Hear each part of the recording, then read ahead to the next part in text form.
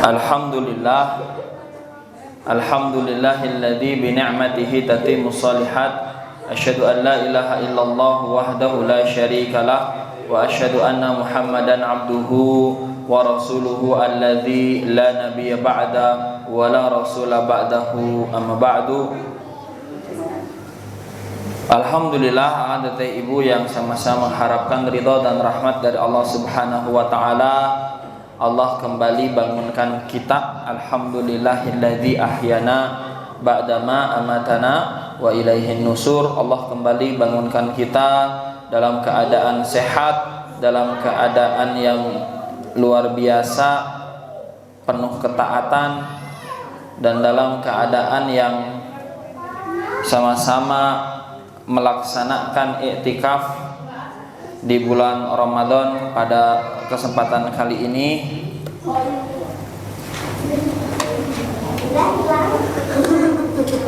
Dan kita insya Allah pada subuh kali ini akan melanjutkan kajian Riyadhus Shalihin. Sebelum itu, salawat beserta salam tak lupa pula marilah kita curah limpahkan kepada Nabi kita Nabi Muhammad sallallahu alaihi wasallam, juga kepada para sahabat dan keluarga beliau radhiyallahu anhum ajmain, dan mudah-mudahan sampai kepada kita hari ini yang senantiasa berusaha meniti dan mengikuti jalan sunnahnya, dan semoga kita semua mendapatkan syafaatnya, amin ya rabbal alamin. Anak ibu, kemarin kita sudah di hadis yang pertama dan hadis yang kedua. Hadis pertama berisikan apa? Semua amal itu tergantung niatnya. Kemudian hadis kedua berisikan tentang untuk memperhatikan pergaulan kita, kemana niat-niat teman-teman atau besti-besti kita tertuju ya. Karena Allah akan menimpakan suatu musibah sekalipun pada orang-orang yang berniat baik begitu ya, yang ada di antara orang-orang yang berniat buruk begitu. Nah, kita masuk hadis yang ketiga. Hadis yang ketiga artinya dari Aisyah. Wa an Aisyah radhiyallahu anha qalat qala Nabi sallallahu alaihi wasallam la hijrah ba'dal fath walakin jihad wan niyyah. Ibu ya. Dari Aisyah radhiyallahu anha berkata Nabi sallallahu alaihi wasallam, tidak ada hijrah setelah pembebasan Mekah. Jadi akan kata ibu, dulu itu Nabi sallallahu alaihi wasallam kalau tidak salah 2 tahun sebelum beliau wafat, atau di tahun ke-8 Hijriah. Ketika itu Nabi Shallallahu Alaihi Wasallam dan kaum muslimin jumlahnya sudah banyak. Jazirah Arab sudah mengenal Islam yang sebenarnya, sehingga sudah banyak orang-orang masuk ke dalam Islam. Kemudian orang-orang Mekah di tahun 6 Hijriah itu melanggar perjanjian Hudaybiyah. Jadi tahun 6 Hijriah ada perjanjian Hudaybiyah. Kemudian tahun 8-nya apa? Dilanggar perjanjian tersebut. Sehingga Nabi bersama para sahabat juga seluruh kaum muslimin pada saat itu mengepung Mekah dari seluruh penjuru mata angin, dari seluruh sudut pintu masuk Mekah. Diserbu tah naon namina teh Mekah itu. Semua orang berpasukan dan berpakaian berperang, tapi Nabi SAW agar tidak membunuh siapapun kecuali apa? Untuk bertahan apabila ada yang menyerang. Dan betul akan kata ibu, pada saat itu ada orang-orang yang berani menyerang begitu ya, seperti halnya Ikrimah, Sofwan begitu ikut menyerang. Sedangkan Abu Sufyan, pemimpin Mekah pada saat itu, justru malah mencari aman dan sembunyi. Kemudian Khalid bin Walid itu apa? Menghancurkan berhala-berhala. Kalau akan teteh ibu membaca buku sirah, saat Fatu Mekah itu Khalid bin Walid menghancurkan patung Hubal, salah satu berhala paling besar di Mekah pada saat dihancurkan, kemudian keluar jinnya gitu. Luar biasa gitu ya. Sehingga Khalid bin Walid pun bertarung dengan jin yang ada di dalam patung Hubal tersebut. Gitu ceritanya teh ya. Allahu a'lam. Nah, kemudian nanti Ibu akhirnya dikalahkanlah Mekah. Mekah sudah tidak bisa berkutik apa-apa. Bukan Mekahnya ya, kaum Quraisy. Kafir Quraisy sudah tidak bisa berkutik apa-apa. Sehingga Abu Sufyan akhirnya masuk ke dalam Islam. Dan para sahabat di awal masuknya Abu Sufyan ini tidak bisa menerima. Karena Abu Sufyan ini masuk Islam dalam keadaan takut saja. Nah, gitu, bukan karena ingin masuk Islam. Tapi Nabi SAW menerima keislaman Abu Sufyan dan mengatakan kepada seluruh kaum Quraisy, siapa yang mau masuk ke dalam Islam tetap ada di bawah pengayomannya Abu Sufyan, maka dia aman karena mendapat jaminan keamanan dari Nabi Shallallahu Alaihi Wasallam. Dan sekalipun Abu Sufyan dan Mekah sudah ada di tangan kaum muslimin, tapi tetap kepemimpinan tetap ada di Abu Sufyan, tidak diganti. Begitulah bagaimana Islam ketika menaklukkan suatu daerah. Kalau pemimpinnya mau masuk ke dalam Islam, maka kita tidak mengganti pemimpin tersebut dari kelompok kita. Kita biarkan pemimpin kaum tetap memimpin kaumnya dalam keadaan Islam.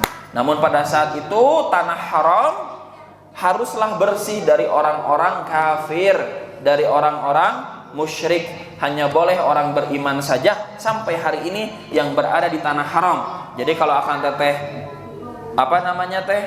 berumrah, berhaji, itu nanti di jalan ada jalan lurus, ya, ada jalan belok kanan. Jalan lurus mah untuk yang bukan muslim atau kafir begitu ya.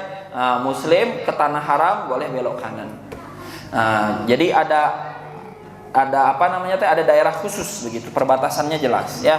Nah, di hadis ini kita kembali ke hadis. Dinyatakan tidak ada hijrah setelah pembebasan Mekah. Tetapi yang ada ialah jihad dan niat.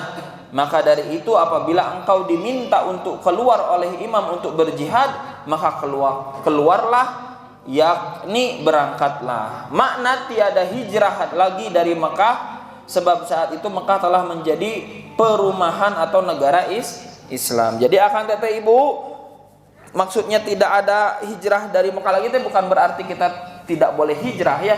Sedangkan hijrah sekarang itu maknanya mengalami perubahan. Kalau dulu hijrah itu intiqal, berpindah dari satu tempat ke tempat yang lain, berpindah dari tempat yang kufur kepada tempat yang di dalamnya dihidupkan nilai-nilai Islam dan juga diterapkan syariat. Nah, setelah apa? Setelah Fathu Mekah tidak ada lagi hijrah-hijrah, begitu ya. Karena Mekah sudah menjadi Darul Islam atau negara Islam di sini, ditegakkannya syariat Islam, maka tidak perlu ada hijrah kecuali apa? Jihad dan niat. Kalau misalkan ada imam yang berseru untuk berjihad, maka keluarlah untuk berangkat. Kemudian apa? Kenapa di sini diselipkan niat, Ibu? Karena apa? Karena hijrah tadi seperti yang kita pahami hari ini, bahwa bergesernya apa? Bergesernya niat dari yang buruk menjadi baik. Berpindahnya perilaku dari yang tidak taat menjadi taat. Ya udah, tinggal itu saja. Tinggal taubat itu saja ya. Jadi lagi-lagi niat itu apa? Sesuatu yang harus kita perhatikan dengan baik. Itu hadis ke-3. Sekarang kita di hadis ke-4 dari Abu Abdullah, yaitu Jabir bin Abdullah Al-Ansari. Beliau adalah orang Ansor atau orang Madinah. Radhiyallahu anhuma berkata, kita beserta Nabi SAW, berada beserta Nabi SAW dalam suatu peperangan, yaitu perang Tabuk. Nabi sedang mengikuti satu perang yang namanya perang Tabuk. Kemudian beliau SAW bersabda, sesungguhnya di Madinah itu ada beberapa orang laki lelaki yang engkau semua tidak menempuh suatu perjalanan dan tidak pula menyeberangi suatu lembah, melainkan orang-orang tadi ada besertamu, yakni sama-sama memperoleh pahala. Mereka itu terhalang oleh sakit. Maksudnya, andai kata tidak sakit pasti ikut berperang. Dalam riwayat lain dijelaskan, melainkan mereka yang tertinggal itu bersekutu denganmu dalam hal pahalanya. Kita baca sampai selesai dengan keterangannya dulu ya. Hadis sebagaimana di atas juga diriwayatkan oleh Imam Bukhari dari Anas radhiyallahu anhu, Rasulullah SAW bersabda, kita kembali dari perang Tabuk beserta Nabi SAW, lalu beliau bersabda, sesungguhnya ada beberapa kaum yang kita tinggalkan di Madinah, tiada menempuh kita selain akan sesuatu lereng ataupun lembah, melainkan mereka itu bersama-sama dengan kita jua. Jadi memperolehi pahala seperti yang berangkat untuk berperang itu, mereka itu terhalang oleh suatu keuzuran. Jadi akan ada ibu, saat Nabi SAW sedang perang Tabuk bersama pasukannya yaitu para sahabat, Nabi menyampaikan kepada para sahabat, ada orang-orang yang tertinggal di Madinah gitu ya, tidak bisa ikut berperang, tidak bisa ikut berjihad, tidak bisa ikut dengan kita di barisan dalam jihad fisabilillah. Mereka terhalang oleh sakit, mereka terhalang oleh uzur yang diperbolehkan dalam syariat. Jadi mereka terhalang. Padahal kemanapun kita pergi, mereka itu pasti ikut. Kita pergi sampai ke lereng gunung pun, mereka pasti ada bersama kita. Sedangkan di peperangan ini, mereka tidak ikut bersama kita. Namun kata Nabi, pahala yang mereka dapatkan sama seperti yang kita dapatkan hari ini. Itu disebabkan oleh apa kata ibu? Oleh niat. Jadi disebabkan oleh niat itulah orang-orang yang tertinggal di Madinah tidak mengikuti perang Tabuk, ya, tidak mengikuti perang Tabuk, maka mereka mendapatkan pahala karena niatnya, karena kebiasaannya, karena berkumpul dengan orang soleh, karena selalu bersama dengan orang-orang yang memiliki amal soleh. Jadi akan data ibu berbeda dengan tadi di hadis yang kedua yang kemarin kita bahas. Nabi menyampaikan kepada Aisyah, ada satu pasukan yang mau menghancurkan Ka'bah, kemudian dari yang barisan pertama sampai orang paling belakang oleh Allah dibenamkan ke dalam tanah semuanya. Sedangkan Aisyah bertanya, kok bisa? Padahal mungkin saja ada yang hanya sekedar membantu membawakan barang-barang, mereka mah tidak berniat menghancurkan Ka'bah. Maka oleh Allah semuanya dianggap sama, nantinya dibangkitkan sesuai dengan niatnya masing-masing. Sedangkan kalau untuk dalam amal soleh, ada orang yang bahkan tidak bisa ikut beramal soleh, padahal dia biasa beramal soleh dengan mereka. Karena niatnya dia tetap beramal soleh tapi terhalang oleh uzur, maka dia mendapatkan pahala seperti orang teman-temannya yang melakukan. Maka kata ibu, penting sekali untuk memilih teman, penting sekali untuk memilih sahabat, penting sekali untuk memilih khalil. Apa bahasa yang tepatnya? Khalil itu di atas sahabat. Jadi di antara beberapa sahabat kita ada satu sahabat yang paling dekat. Apa bahasa Indonesia nak? Besti. Itu bahasa Inggris ya nama. Bahasa Inggris ya nama. CS-nya. CS masih sahabat kene ya. CS masih sahabat kene. Pokoknya Khalil itu di atas sahabat. Nah, maka kita harus pilih Khalil kita. Kita harus pilih sahabat kita. Kalau berteman mah dengan siapapun boleh. Tapi kalau sudah dijadikan sahabat, dijadikan Khalil, maka itu harus kita pilih. Gitu kan Ibu ya. Karena apa? Karena berpengaruh ternyata terhadap ibadah kita. Contoh misal, ada tidak ya yang tahun lalu ikutan itikaf tapi sekarang tidak? Enggak, yang tahun lalu. Oh, Ada beberapa tetangga yang tahun lalu ikutan itikaf, tapi sekarang tidak. Bisa jadi mereka mah dapat pahala kalau ternyata terhalang uzurnya karena tahun lalu mah itikaf bersama kita. Nah, gitu Ibu ya. Jadi penting sekali memilih teman duduk, teman sehari-hari, apalagi teman dekat. Hadis kelima, insya Allah bisa dipahami ya, karena mudah ini teh. Hadis kelima. Dari Abu Yazid, yaitu Ma'an bin Yazid bin Akhnas radhiyallahu anhum. Ia, yaitu ayahnya dan neneknya adalah termasuk golongan sahabat semua. Kata saya, ayahku yaitu Yazid mengeluarkan beberapa dinar yang dengannya ia bersedekah. Lalu dinar-dinar itu ia letakkan di sisi seseorang di dalam masjid. Saya, yakni Ma'an anaknya Yazid, datang untuk mengambilnya. Kemudian saya menemui ayah saya dengan dinar-dinar tadi. Ayah berkata, demi Allah, bukan engkau yang ku kehendaki untuk diberi sedekah itu. Jadi ayahnya yaitu Yazid nyimpan uang. Nah, di masjidnya nyimpan uang. Ini anaknya ngira itu buat dia. Akhirnya diambillah uang itu.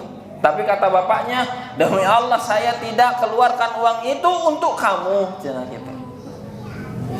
Selanjutnya hal itu saya adukan kepada Rasulullah SAW. Lalu beliau bersabda, bagimu adalah apa yang engkau niatkan hai Yazid, yakni bahwa engkau telah memperoleh pahala sesuai dengan niat sedekahmu itu.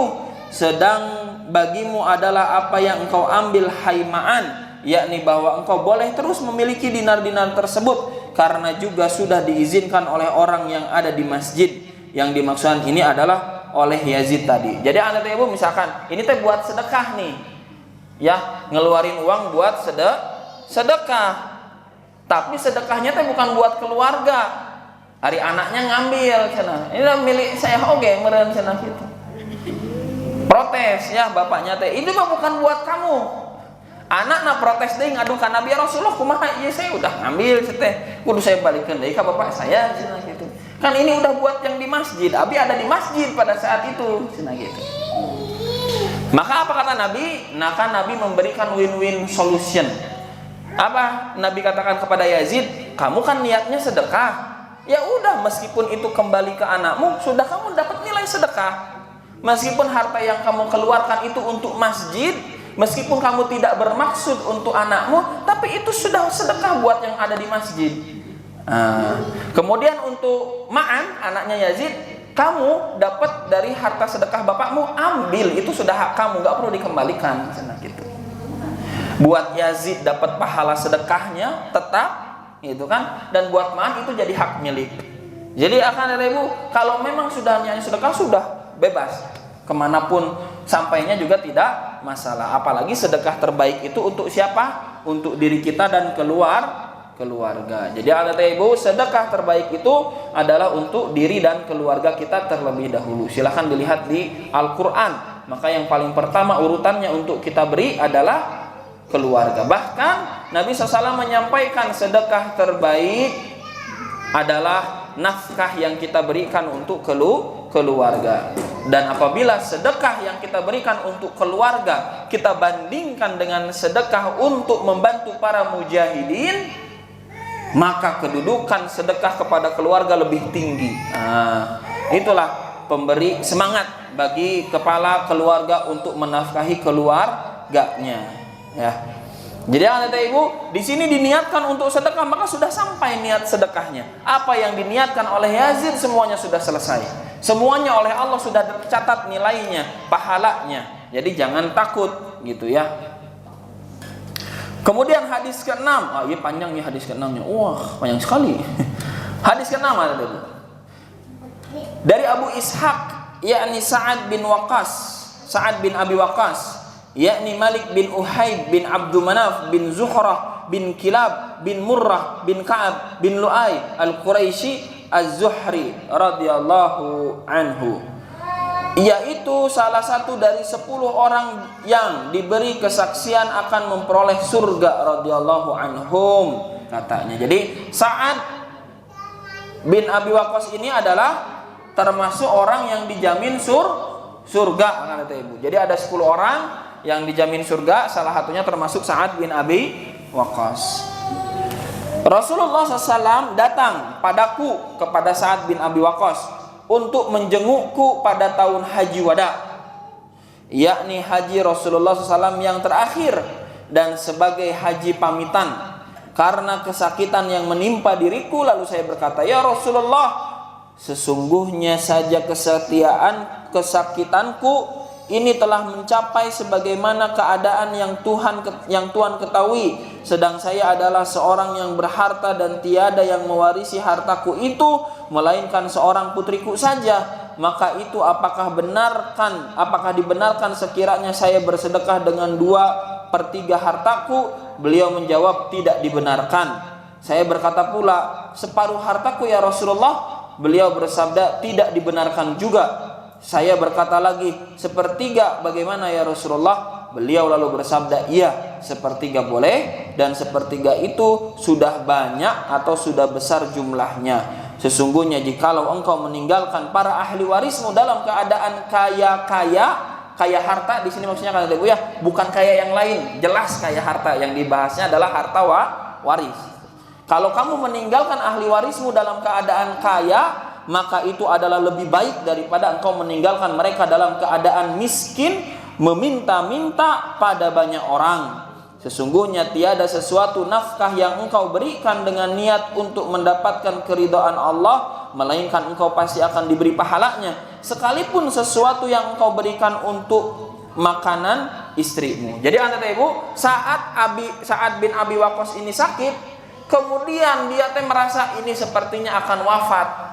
Sakitnya luar biasa, sepertinya saya akan wafat. Menanyakan Nabi ya Rasulullah, saya juga bakal meninggal setelah ini saya berniat menyedekahkan 2/3 harta saya, karena saya cuma punya 1 anak perempuan aja sebagai ahli waris, maka 2/3 ini mau saya sedekahkan. Lihat nanti ibu ya, keimanan para sahabat menolak harta, bukan menolak atau ya, harta itu tidak di dalam hati. 2/3 saya sedekahkan, 1/3-nya mah baru buat dibagikan waris. Bang kata Nabi, tidak boleh. Kemudian Sa'ad bin Abi Waqqas nego, bukan nego mau beli barang, nego sedekah. Setengahna, ya Rasulullah, setengahna. Ulah kata Nabi, tidak boleh. Kalau 1/3 bagaimana? Mau 1/3 boleh, dan 1/3 harta itu banyak. Artinya kata ibu, kalau sekarang kita punya pemasukan 100%, 30% adalah batas maksimal untuk disedekahkan. Gitu ya. Kalau kita hendak menjelang ke ajal, atau 1/3 itu untuk dihibahkan misalnya gitu ya. Itulah yang dibolehkan. Lebih dari itu tidak boleh. Nabi larang. Alasannya kenapa? Alasannya kita harus meninggalkan anak keturunan dalam keadaan kaya. Lihat anjuran Nabi ini. Anjuran Nabi yang sudah pasti masuk surga, yang sudah pasti baik keimanannya, yang pasti zuhudnya, yang pasti waraknya. Maka Nabi perintahkan kepada Sa'ad bin Abi Waqqas untuk meninggalkan bagi anak keturunannya 2/3 harta sebagai waris. Dengan tujuan apa? Dengan tujuan supaya keturunannya kaya. Ya, ibu, ini harus di-highlight. Kita banyak ngaji-ngaji akhirnya penting kaya mah tidak penting dunia masalah. Nabi perintahkan kasih keturunanmu kaya, kasih keturunanmu waris, supaya dia jadi orang kaya. Perintahnya jelas, letterlock jelas. Nah kemudian apa? Tapi kata Nabi, apa yang kamu niatkan karena Allah, apa yang kamu niatkan untuk mendapatkan keridhaan Allah. Apa tadi niatnya Sa'ad bin Abi Waqqas?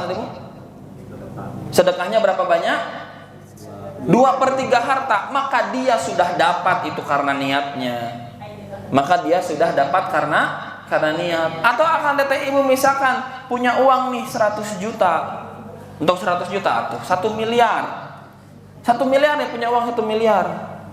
Pengen nama sedekah teh 500 juta. Dan saya mah sebulan 100 juta guys, semua kebutuhan teh selesai. Untuk anak selesai, rumah selesai, pendidikan selesai, semua selesai 100 juta teh.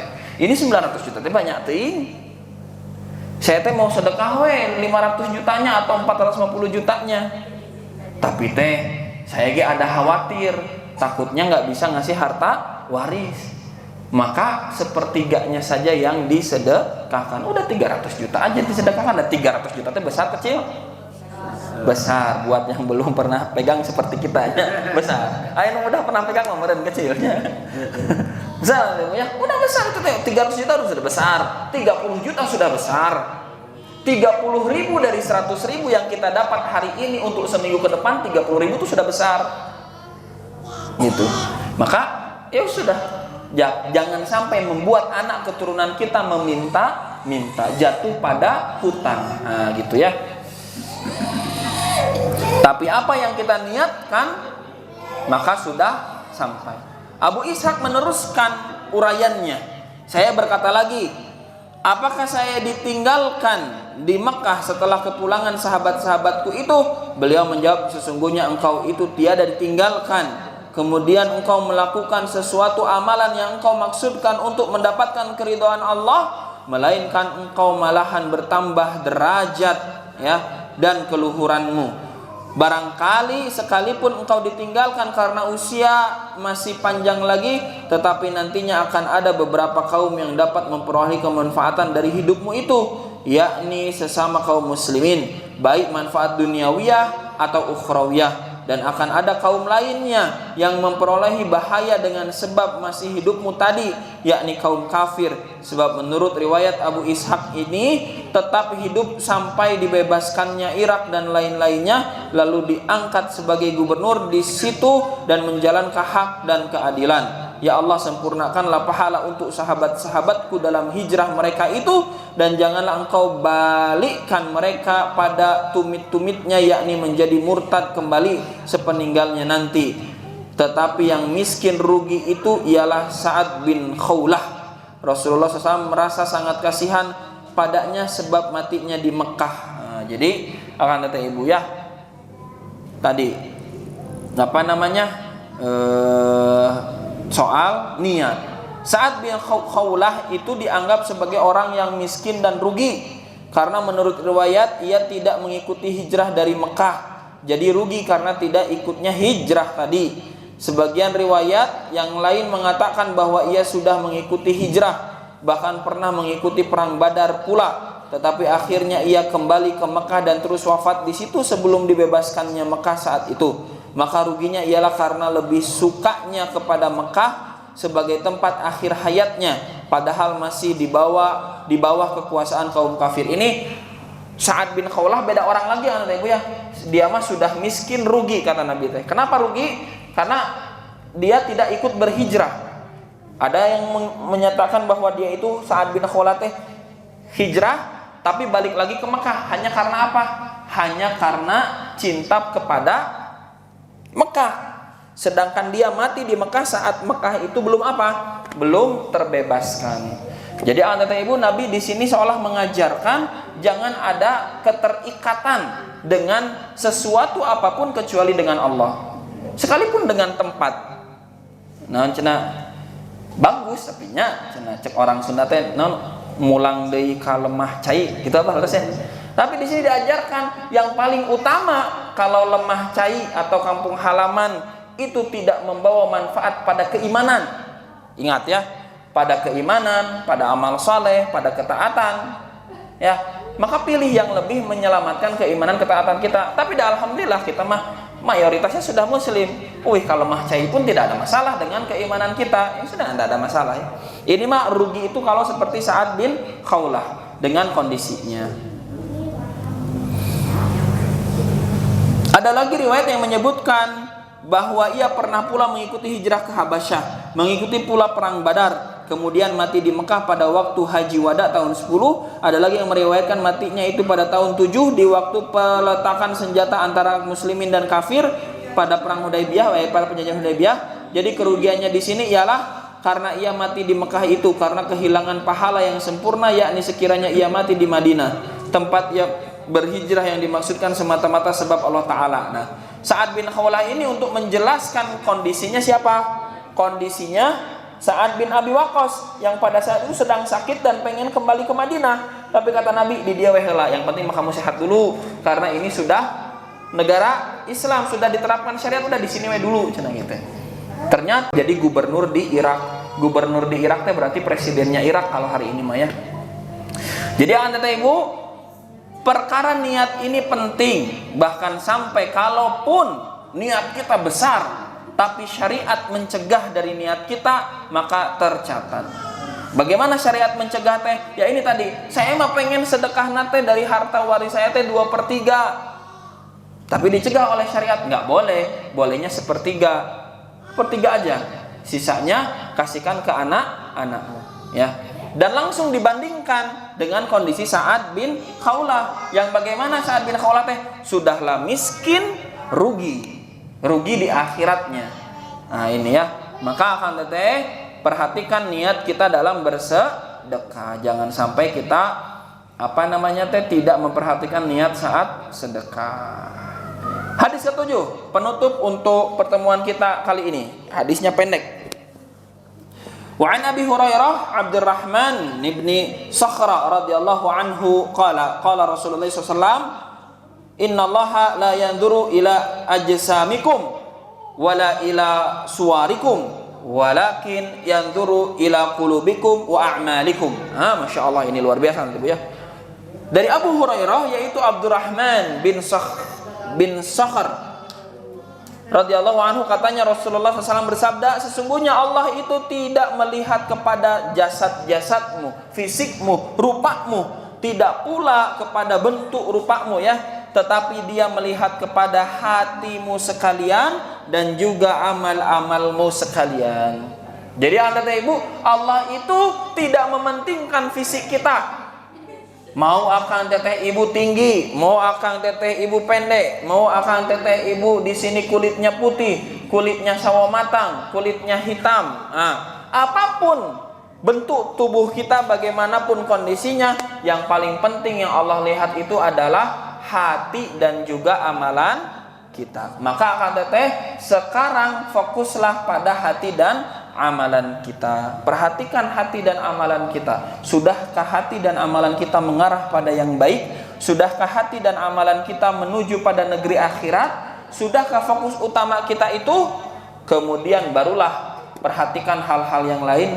Salah satunya kondisi fisik kita. Kalau mau kita perbaiki dan supaya terlihat nikmat Allah, bekas nikmat Allah, fa amma bi ni'mati rabbika fahaddits. Maka kalau kita mendapatkan nikmat dari Allah, tampakkan. Jangan juga karena kita fokusnya ke hati, karena kita fokusnya ke amalan, akhirnya kita compang-camping, akhirnya kita pakaiannya tidak baik, rupanya kumal kucel begitu.